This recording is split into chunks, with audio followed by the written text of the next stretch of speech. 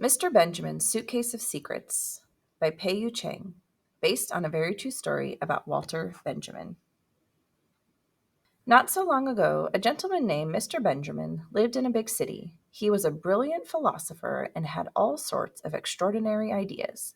But one day, the country in which he lived decided that extraordinary ideas were very dangerous.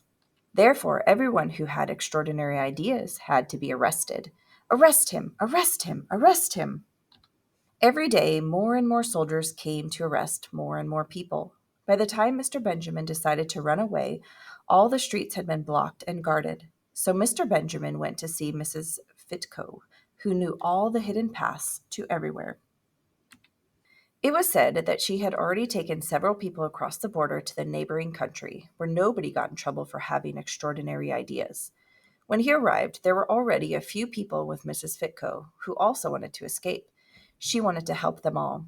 "We have to pack light," she said. "We can't draw attention to ourselves. We don't want anyone to notice us."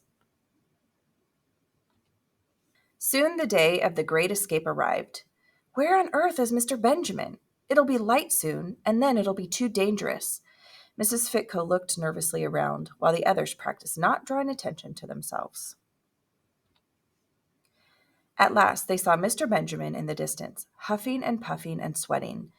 In his hand he had a suitcase, and apparently he needed all his strength to carry it. "Oh, good heavens," said one of the group. "Mr. Benny, you can't be serious," said another.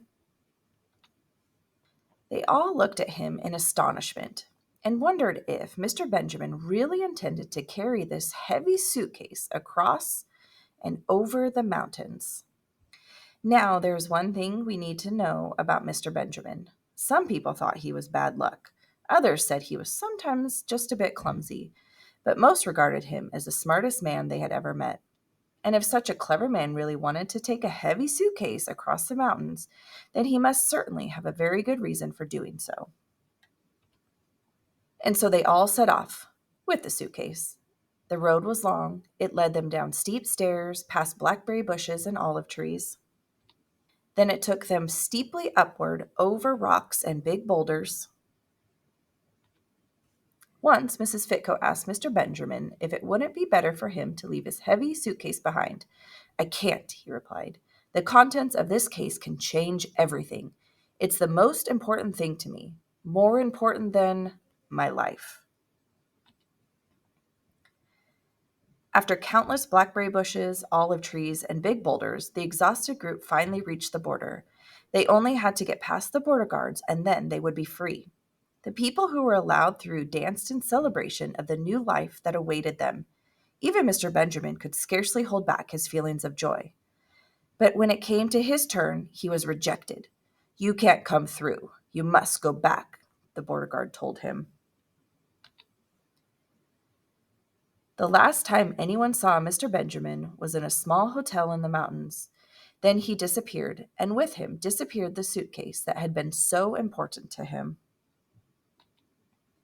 After his disappearance, the story of the mysterious suitcase spread like wildfire. Many people wanted to know what might have been in it.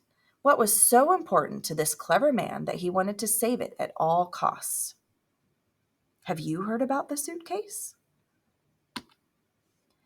"It must have contained the best philosophical idea of all times," the academic speculated. "Maybe it was a manuscript about the great history of photography," thought a photographer. No, my theory is that he wrote a theory in response to my theory." When the generals in Mr. Benjamin's home country heard about the suitcase, they held a summit meeting. "Benjamin's suitcase must have contained the most dangerous weapon he could use against us. A collapsible mini-tank? A flying war machine that could turn itself into a submarine? An invisible rocket that never missed its target?" What a load of nonsense. The mountain people had a lively discussion about it over their cheese and beer. It must have contained goodies he would have missed when he was so far away. 60 pounds of the best sausages from his hometown. I reckon it was 50 jars of jam made by his grandma. People went on and on discussing the mysterious suitcase.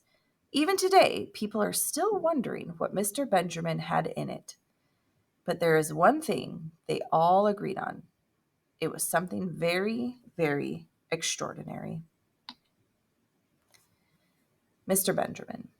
Walter Benjamin, 1892 to 1940, was one of Germany's most important philosophers and authors, known for having a certain personal charm.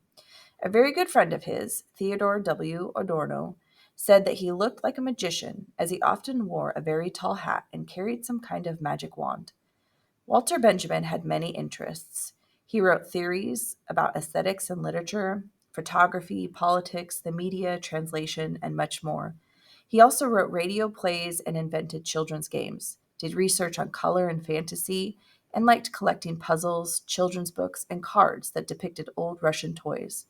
Before he fled the country, he left many of his writings with friends or in the public library. That is how a lot of his ideas survived World War II. People from all over the world are still reading about them even today. Mrs. Fitko. In 1940, an Austrian woman named Lisa Fitko, 1909 to 2005, was locked in a women's prison camp because she fought in the resistance against Hitler's regime. She managed to escape and joined the Emergency Rescue Committee, an organization to help refugees.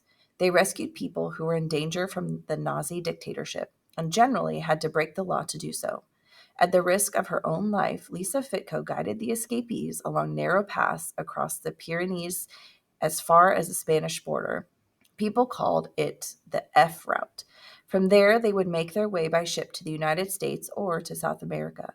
For 7 months, several times a week, Mrs. Fitko climbed the mountains to a height of over 11,000 feet until she was forced to leave Europe herself in November 1941. About 80,000 people owed their lives to this secret route. Ms. Chang. Pei-Yu Chang, born 1779, studied German language, culture, and literature in Taipei, Taiwan, and illustration in Munster, Germany. She loves reading and travel. On a trip to southern Germany in 2015, she heard about the suitcase that had disappeared. She was so fascinated that she simply had to write a story about it.